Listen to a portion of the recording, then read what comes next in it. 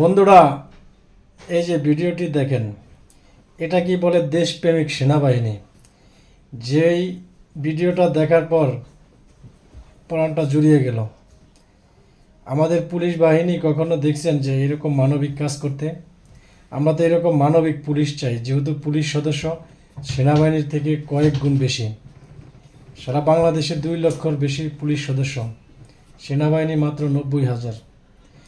চিন্তা করছেন যে এই মানবিক কাজটা যদি আমাদের বিভিন্ন বাহিনীর দ্বারা হতো, তাহলে বাংলাদেশটা আরও আগে এগিয়ে যেত। এই জন্যই দেশপ্রেমিক সেনাবাহিনী কাকে বলছে, দেখেন ভিডিওটা এখন।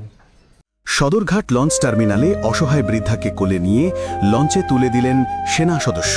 ঢাকার ব্যস্ততম এই প্রবেশপথে যখন হাজার হাজার মানুষের গাদাগাদি, তখন এক অভাবনীয় ও মানবিক দৃশ্যের অবতারণা হয়।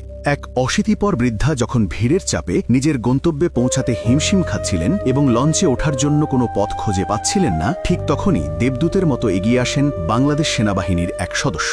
তিনি কোনো চিন্তা না করেই বৃদ্ধাকে পরম মমতায় নিজের কোলে তুলে নেন এবং অত্যন্ত সতর্কতার সাথে ভিড় ঠেলে তাকে লঞ্চের ভেতরে নিরাপদ স্থানে পৌঁছে দেন। সেনাবাহিনীর এই সদস্যের এমন নিরহংকার এবং মমতাময়ী আচরণ প্রত্যক্ষ করে উপস্থিত শত শত মানুষ মুগ্ধ হন। তারা জানান, ইউনিফর্ম পরা একজন সেনার এমন সাধারণ মানুষের প্রতি গভীর ভালোবাসা ও সম্মান সত্যিই প্রশংসনীয়। বন্ধুরা, ভিডিওটি ভালো লাগলে একটু সবার মাঝে শেয়ার করে দিবেন। ধন্যবাদ।